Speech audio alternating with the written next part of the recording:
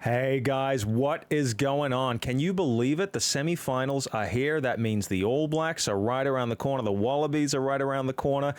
And what happens in the next couple weeks might shape those squads a bit. We got Crusaders Blues in Christchurch. We got Chiefs and Brumbies in Hamilton. Yeah. We're going to break down all the team sheets, but let me just say one thing about this very confusing playoff picture. Love the fact that there are 6 teams qualifying out of 11. That's a better number. I don't think you should have 8 out of 12 qualifying. That's too many, okay? This is confusing. I am so grateful to you guys who clarified that the Chiefs-Brumbies game was going to be in Hamilton. I was so confused. I thought that it was going to be in Canberra. But apparently, even though the Chiefs got rolled by the lowest ranked qualifying team, they only dropped a seed, so they're still getting home ground advantage. It's all a bit confusing. But we're just going to do our best here, guys. We're going to do our best here. I think they're going to rejig the rules next year. You know, they're doing an investigation. One of these official investigations by the board and the stakeholders, and they'll probably hire an expensive team, and they're going to find out if this passes the pub test. What that means is, can people who've had a few drinks discussing the playoffs in the pub understand what the hell is going on and who's qualified in what order and why? I've been sober almost 7 years. I've been alcohol-free 7 years. I can't understand it. So God help someone who's had a few pints at the pub. That's all I'll say.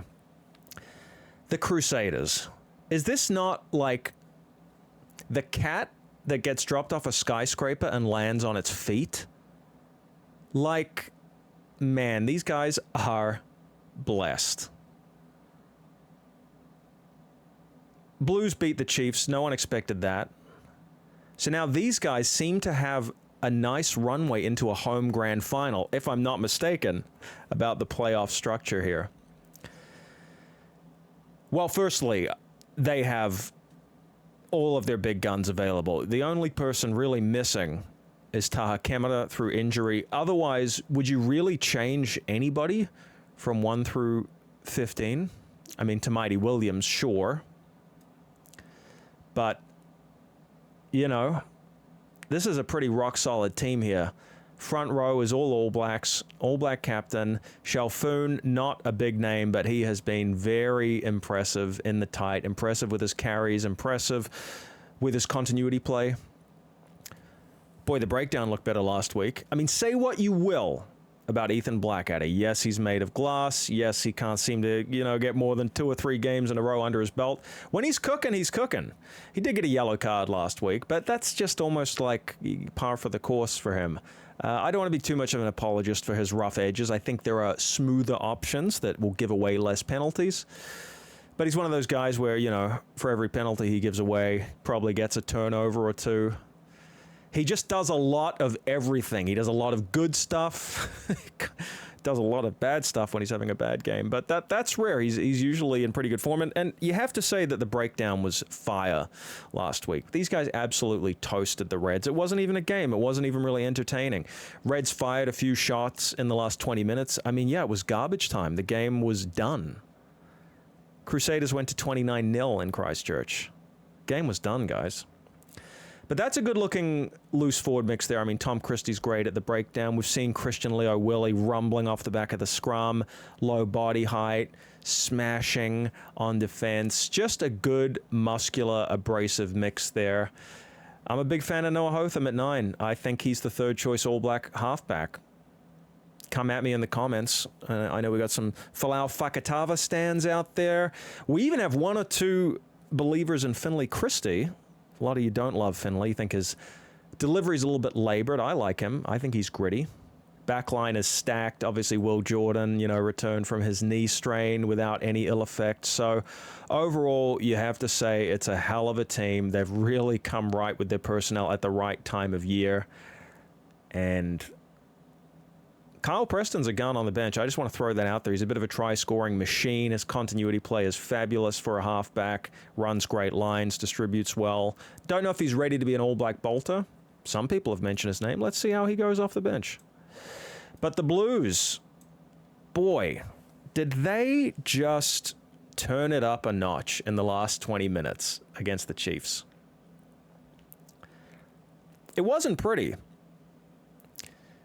It's funny because when you think of the Blues, you sort of often think of sparkling backline play. You think of Barrett setting the backs alight. You think of Reiko Ioane, Mark Talea, Caleb Clark, devastating outside backs. And yet, really, if we're being honest, the most dominant trick that these guys have had in the past 2 seasons is just tucking the ball under the arm and smashing forward with the head down and the bum up. That's it. Get into the opposition 22, cart it up through Tuipulotu, cart it up through Papali'i, get the ball into the midst of Ricky Riccitelli, 5 meters out from the line, burrow over, shove him over, like brute force, brutality, might is right. That's how they won it. It wasn't from some backline ingenuity at the very end there. It was sheer willpower, sheer force. So with the Chiefs off, they were a little off, but frankly, the Blues ratcheted up through the gears, and they might do it again this weekend. How the hell do you write them off after they beat the Chiefs in Waikato? You don't. You have to say that they're a shot here. Now, the Crusaders are 30-0 in playoffs at home. That's an ominous record. These guys aren't phased. They're ready to write history. I'm loving the attitude from Reiko Ioane. I know it's controversial. Some people think he's a troll. I don't think it's that. I don't think he's some arrogant, up-himself guy. I think he understands entertainment. Now, guys, I've lived in the States a decade now. I just became a U.S. citizen. So maybe I'm getting a bit Americanized. Very possible.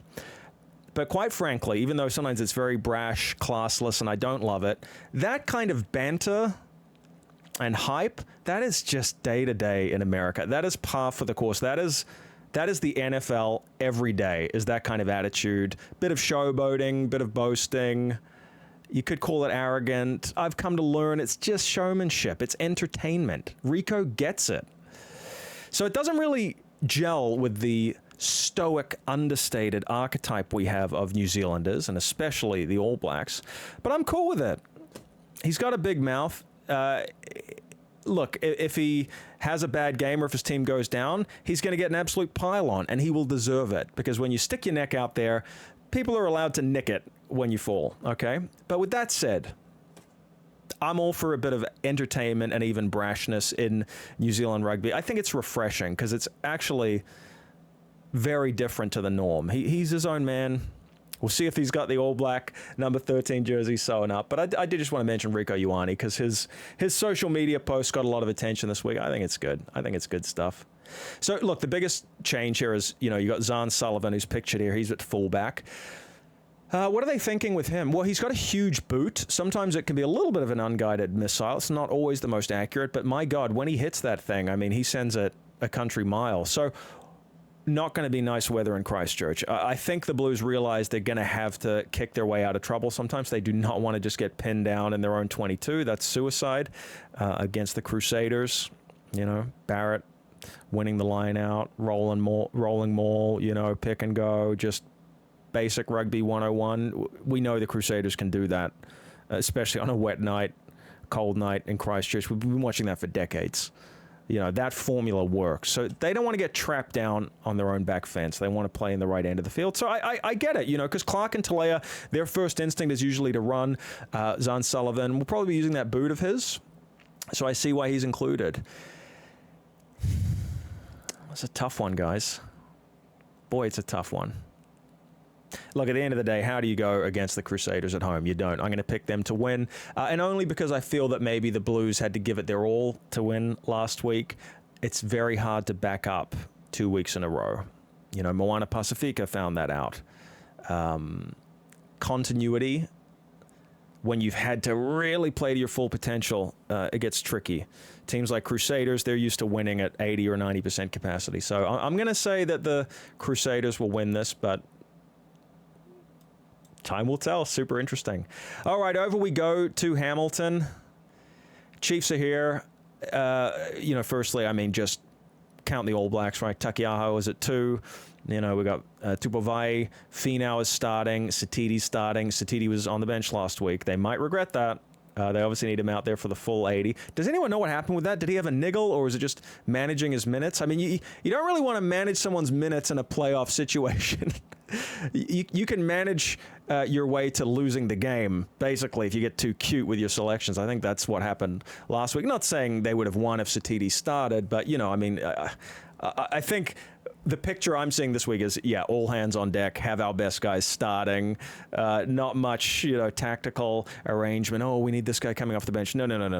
No, let's not be cute. Whoever's the best in the position, they're in the first 15. That's kind of how this squad looks to me. So obviously, Ratama and McKenzie, you know, are the danger men at 9 and 10. And what's really going to be beneficial for them? And what hurt them last time was Tupai missing. Quinn Tupai, he's playing his way back into All Black contention. Well, he's back at 12. They missed him straightening in the midfield. They missed his bludgeoning runs, but also his distribution. You know, he's got that combination of brute force and silky distribution. He gets the ball out well. He's not the best at distributing 12 in New Zealand.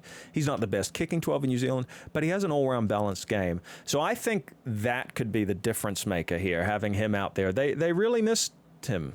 They really missed him when he wasn't playing.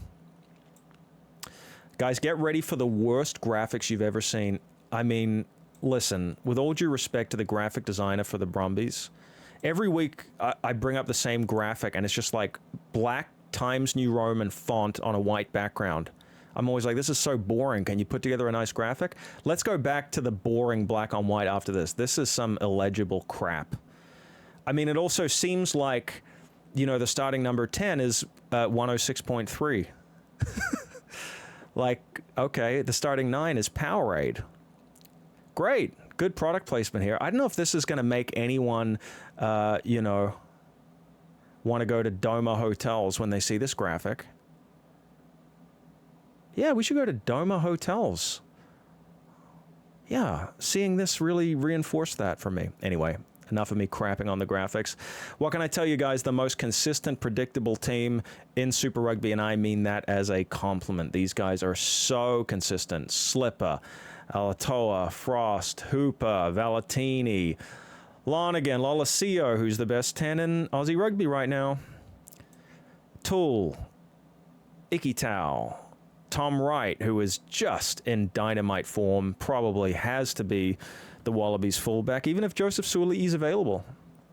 Joseph Suaalii's got the X factor when he's fit. He's recovering from a broken jaw. But Wright, as some of you have said in the comments, yeah, he is the best traditional form fullback in Australia. No argument from me. I just think Suaalii, whether he's 13, 15, 11, wherever you put him, I just think he has an X factor. We saw it in the NRL, and we see it in Union.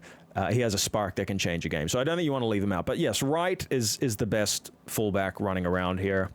God, now we have another graphic for the finishers. I mean, as if we couldn't get enough of the first graphic with these goddamn illegible surnames. I don't know what it is, guys. I just got back from LA. I'm a little bit tired. This graphic broke me.